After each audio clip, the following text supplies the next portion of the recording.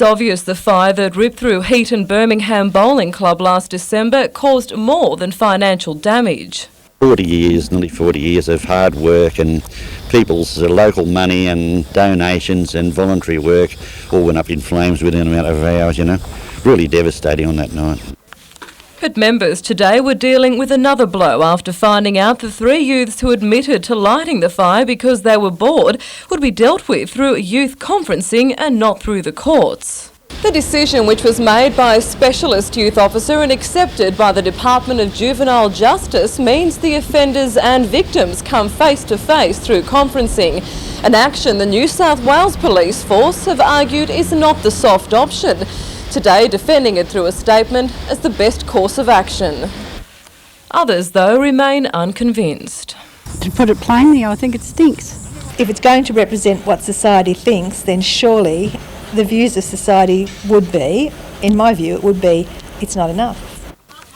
For the operators of the bolo, described as a second home by its members, the prospect of rebuilding the clubhouse is still several months away. They say sitting down and talking about it offers little consolation.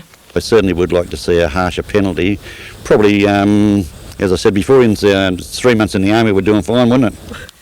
Penalties for youth offenders are subject to review in April. Helen Kapelos, NBN News.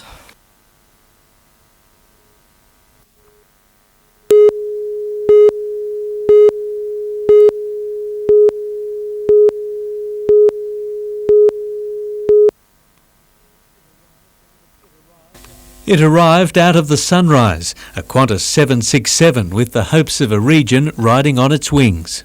And this is a wonderful day for us. It's really a landmark to see the 767 at Newcastle Airport. It's the biggest jetliner that can land here, just come in from Sydney, and it's about to take off direct to Auckland. Among the first 100 local passengers to take advantage of the Newcastle stop-off, a group of high school musicians bound for a military tattoo in New Plymouth, as well as business and community leaders. The bulk of the passengers are the Hunter School of the Performing Arts Marching Band, and the delegation is about a dozen people. The two groups together justify bringing the aircraft in specially. Oh, it's very exciting and it's very convenient.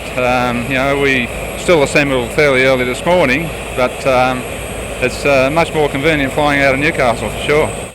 Hunter mayors are tonight in New Zealand lobbying airlines to include Newcastle on their scheduled routes. They say there's the potential to gain hundreds of jobs and millions of dollars a year. We've got a development plan for more charters over the next year or so, and we hope that's going to convince the airlines to give us a direct regular service.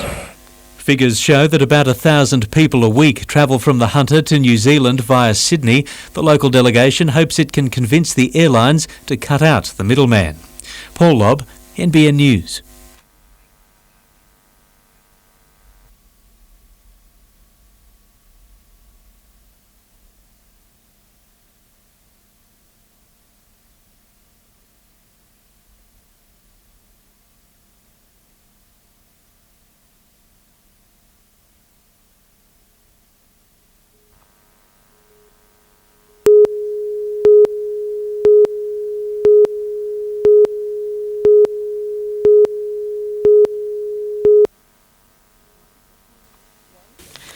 Once a prominent Newcastle landmark, in recent years the Royal's former North Wing has become a derelict eyesore.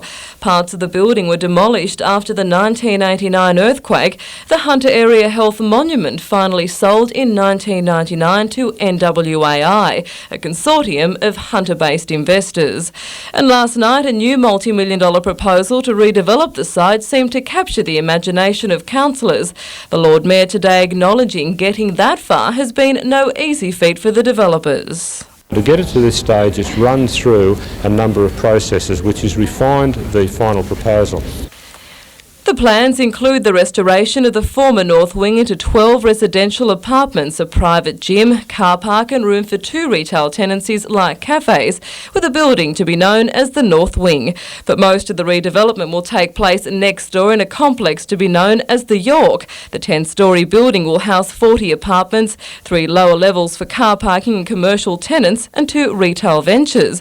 Developers claim it will revitalise the inner city. We've tried to do something that is going to be a landmark building in Newcastle and that addresses the very specific requirements for the site.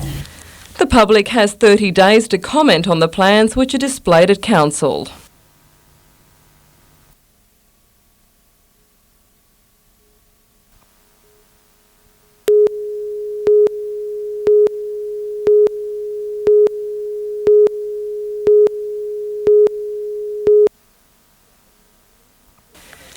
Described as a gentle, warm and loving man, the death of Jeffrey Shane Peters left many unanswered questions. And today the former Telstra workers' coronial inquest came no closer to revealing who murdered the 43-year-old on the 23rd of December 1997, just metres away from his home. Although the murder weapon, a samurai sword, was recovered at the rear of a nearby bank, the coroner found that a pre-existing heart condition may have contributed to his death when Peters bled fatally from a deep cut to the back of his leg. The court also heard evidence from a married woman Peters was having an affair with, his former colleague Janelle Bogue, describing him as a soulmate. Her husband Dennis also took the stand, but when a suggestion was put to him by police prosecutor Phil Lloyd that the affair provided a powerful motive for him to kill Peters, the father of four emphatically denied such a claim. The court also heard from Peters' friend Jennifer Robinson, who he named as the executor of his will. Robinson said she never knew she was the major beneficiary, but admitted she was involved in an out-of-court dispute with Jeffrey Peters' mother Audrey after claiming his superannuation payout of around $262,000. Helen Kapelos, NBN News.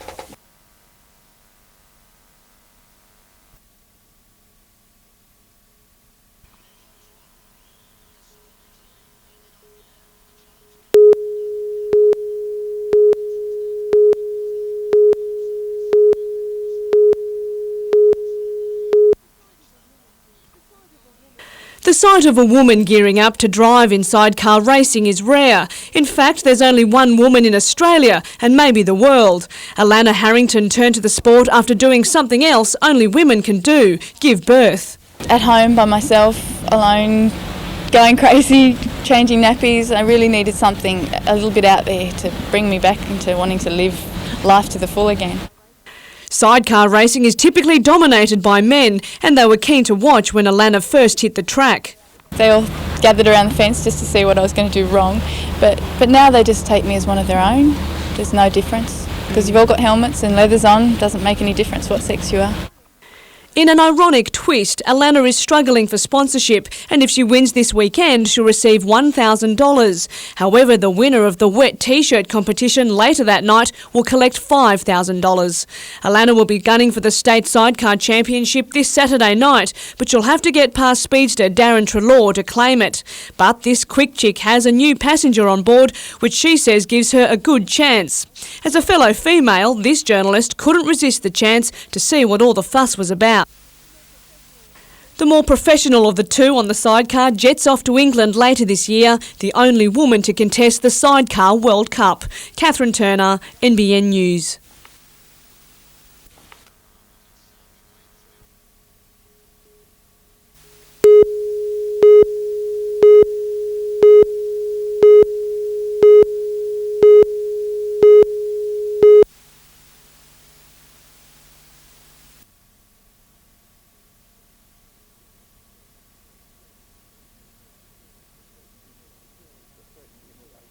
Threatened him with a fairly substantial length of iron bar with spikes or barbs hanging from it.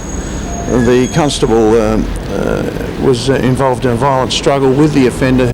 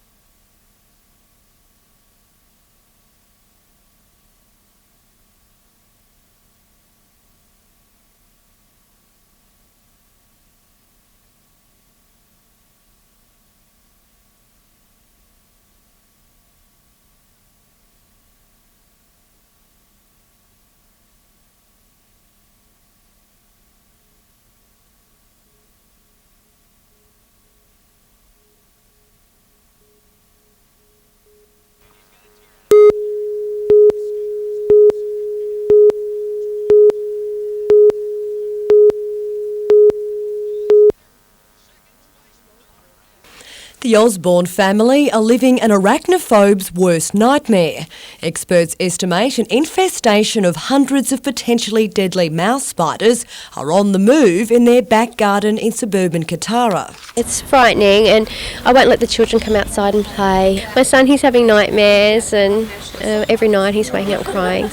3-year-old Jack's imagination is in overdrive. His kindy pictures of, you guessed it, Spoiler. An arachnologist from the Australian Reptile Park today visited the backyard. He says a strong breeding season and recent rain has meant numbers have exploded along the New South Wales coastline. The mouse spiders are often confused with the equally deadly funnel web, but he's at a loss to explain the Osborne's plague. There's obviously some sort of nesting here, but we can't really be sure. There's not much we can do about it. I don't really want to sell the house because of the spiders. Jamie has another plan. Usually when it's dark and he's got a miner's light, so he wears that and a bucket and a stick. It's basically he's collecting them. If someone's been bitten, they should immediately relax the patient, don't wash the bite site, apply a compression bandage over the site. However, if the spider has been positively identified as a redback, you should apply an ice pack. If you are bitten, it's recommended someone try and catch the spider so it can be identified for anti-venom purposes. Experts recommend placing a glass jar over the spider and sliding a piece of cardboard underneath.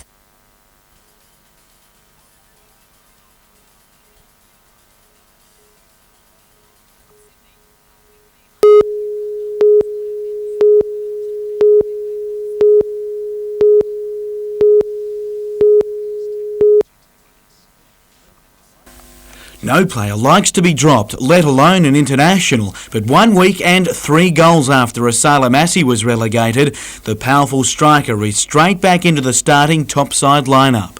For me, myself, this week is a big game for me, and there's a lot of things at stake. His team's playoff chances for one, and the usually defensive United looks to be going for an all-out attack against Parramatta to keep them alive. We'll be playing a lot different to what we played last week, that's for sure.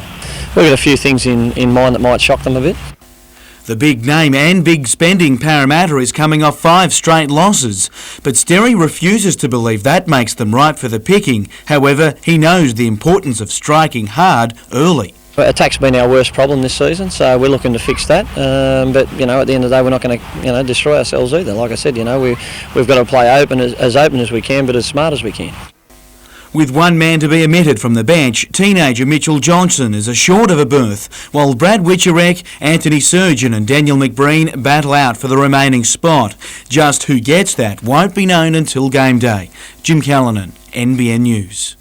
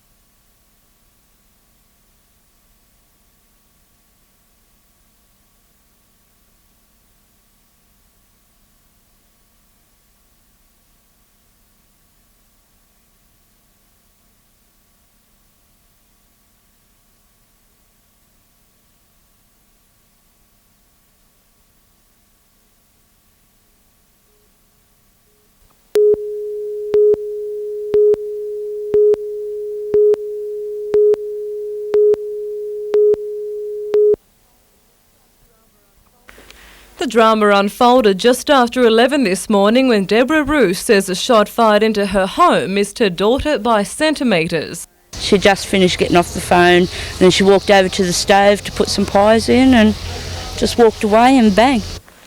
19-year-old Jodie then ran out and alerted her mother across the road. The shot fired into the home believed to have come from a .22 high-calibre rifle. It's a great big bullet, come straight through the back security door, through the kitchen, smashed the phone and straight through the bathroom.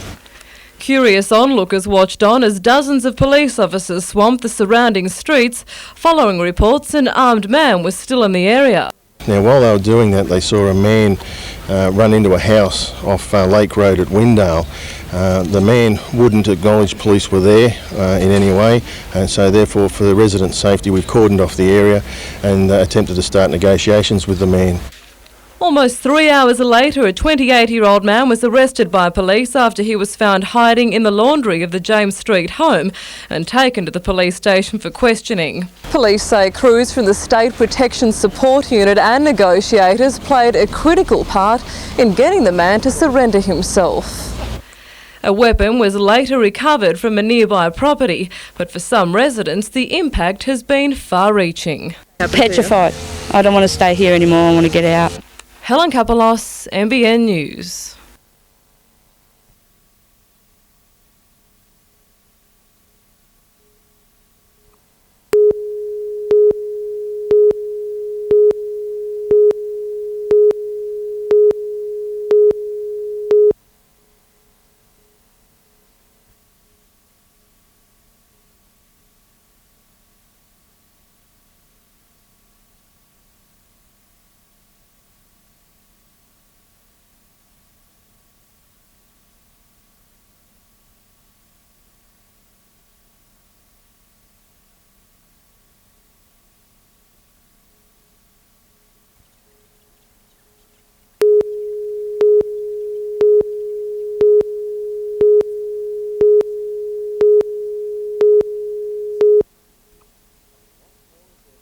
Having lost 4 of their big men in the off-season, the Knights will call on Matt Parsons more than ever this year.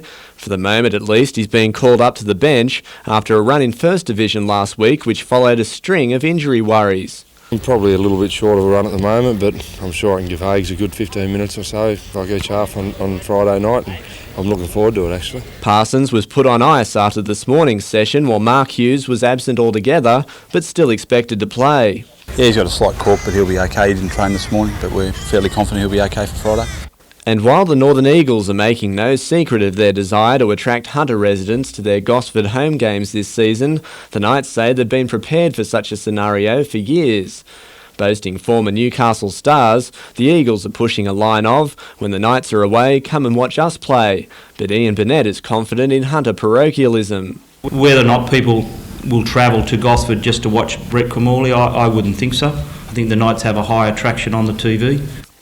Colin Baldwin, NBN News.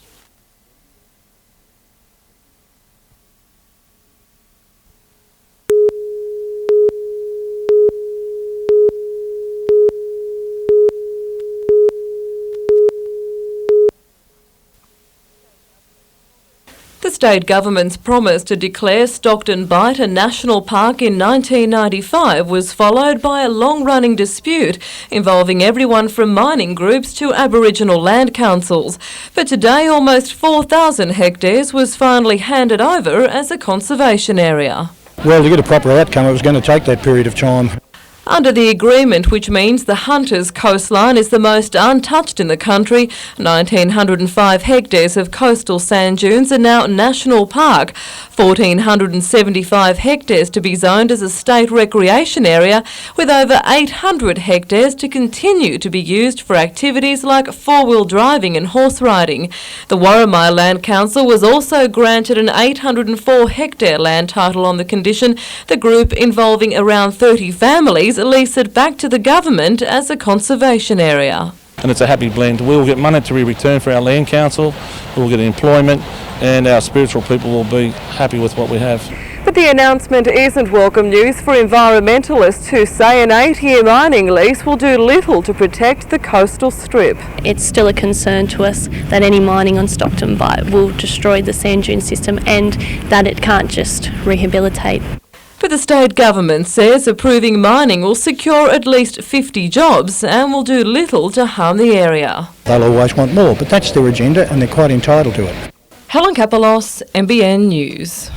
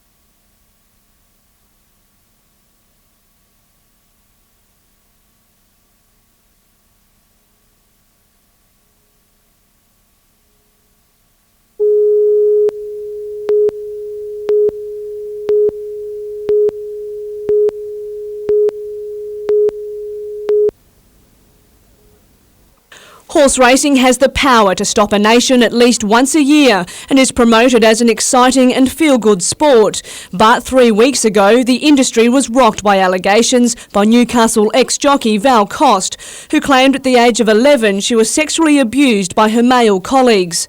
After breaking her silence, Val was contacted by another woman who had her dream of becoming a horse trainer shattered 21 years ago. Jeanette Pearce became a stable hand at Sydney's Warwick Farm Racecourse in 1980 at the age of 15. Her passion for horses and racing died after an alleged incident the following year. Jeanette says 3 men, a jockey, trainer and stable hand, invited her to their place for coffee one night. Slapped me around a fair bit. Tied my hands to the back of the bed and had their way with me. And she claims the men threatened to kill her. Jeanette convinced the men to let her go after promising to keep quiet. She then went to the police and 3 men were arrested but eventually released. Memories of what I've been through, they're so similar. Just makes you sick. Repeating its response to Val's allegations, the Thoroughbred Racing Board says the matter should be referred to the relevant authorities. If the member for Newcastle, Alan Morris, is successful in his bid for a judicial inquiry, the board says it would cooperate. I'm out there to fight and I'll win because I'm telling the truth. Catherine Turner, NBN News.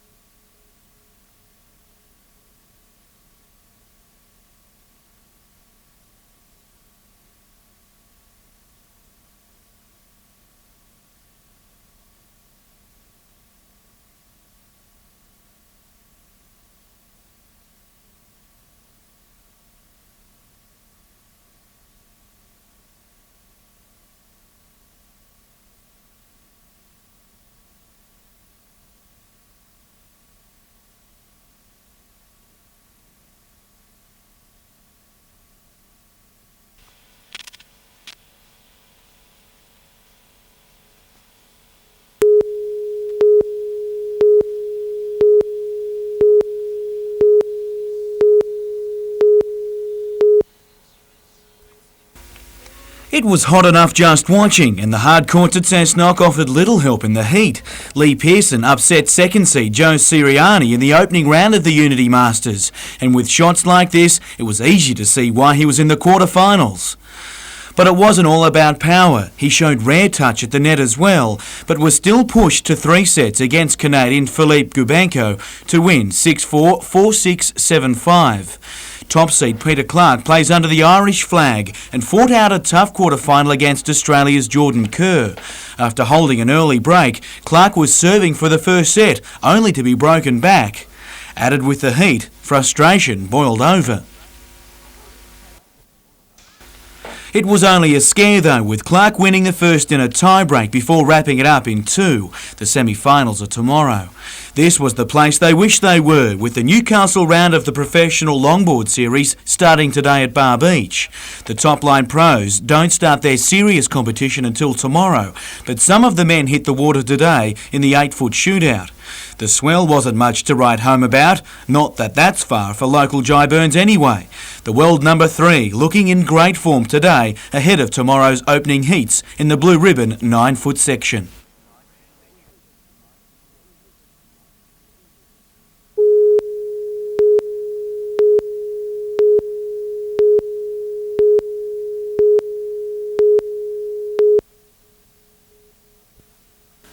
A Davis Cup player for Ireland, Peter Clark has dominated the Unity Masters Series, but incredibly hadn't won either of the 2 finals he'd previously reached.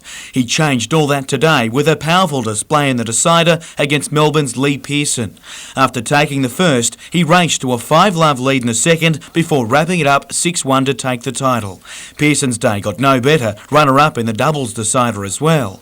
To the beach, and Bo Young took little time to tear into the final of the Newcastle Longboard Pro-Am. The world number 1 racking up a succession of good-scoring rides. But at home, Newcastle's Jyburns wasn't letting it going to be a stroll in the park for Young, with the world number 3 showing all the skills as well. Young, though, made it back-to-back wins at Newcastle. The women's was a 2-horse race as well, with local Belinda Bagg showing why she's one of the best in the world. The 20-year-old had plenty to contend with, though, in Deanne Ashmore from the Sunshine Coast. She'd already won the Noosa Pro-Am. In the end, there was only a touch in it, with Ashmore getting the judge's nod. And Western Suburbs scored a convincing first-up win in Country Rugby League's Challenge Cup last night, with a win against Coffs Harbour. Skipper Todd Pavlo leading by example. The Rosellas looked anything but under strength, winning 50 points to 8. However, Jason Holland saw little of the game, sent off after he collected hooker Scott Collins with a high shot.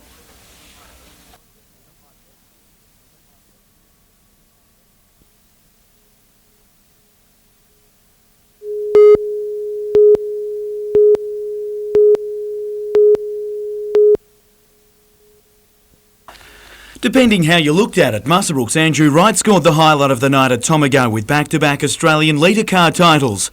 And wasn't he happy about it? But in the Super Sedan final, Keith Sims provided a real showstopper as well. It's probably not the best way to park, but at least Sims walked away unhurt. The same couldn't be said for his car. When things got back to racing, Ron Pine claimed victory in the feature final. At Newcastle Harness Track last night, the longest race in the country came down to just the whisker, with favourite Jack Smile the winner.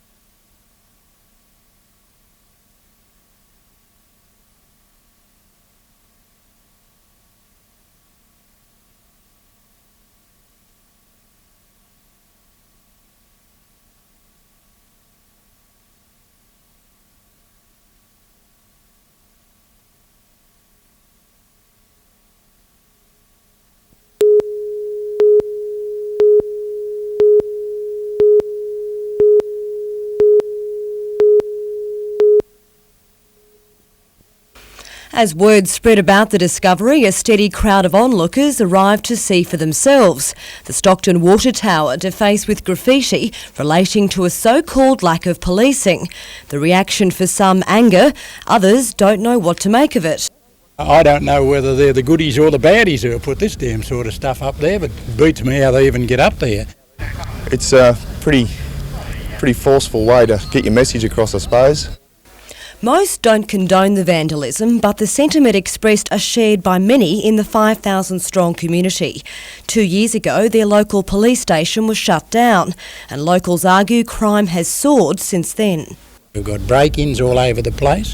We've got druggies wandering around the place like you'd swear it was Western Sydney. Some cases you just can't get help when you want it, and then the closest police is, maybe 15, 20 minutes away.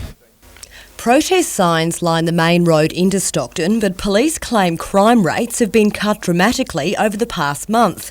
Waratah Commander Lee Shearer is considering opening the Stockton station for short periods during the day. She today announced a car crew has been assigned to conduct daily patrols of the suburb. Meantime, there are concerns some residents may take the law into their own hands. One piece of graffiti, providing the name and address of a person the vandal claims is involved in drug dealing. Vanessa Trezise, NBN News.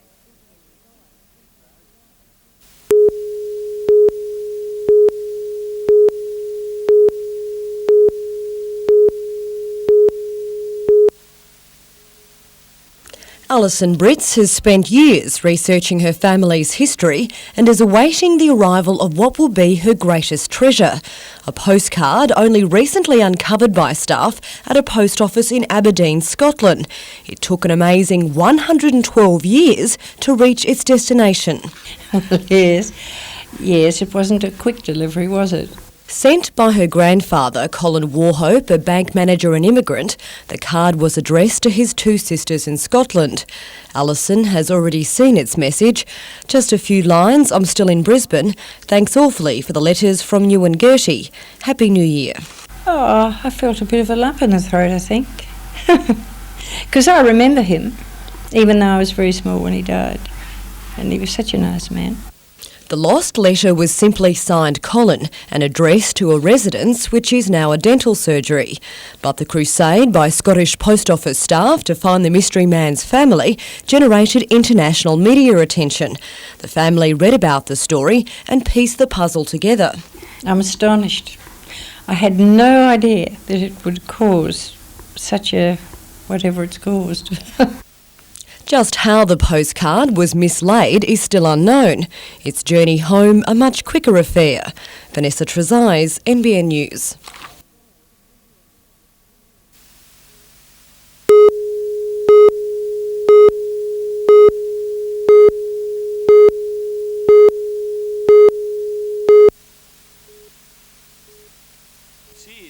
Too slick for City's defence, and a 40-metre field goal from rookie Matthew Gidley gave Country a 9-point lead.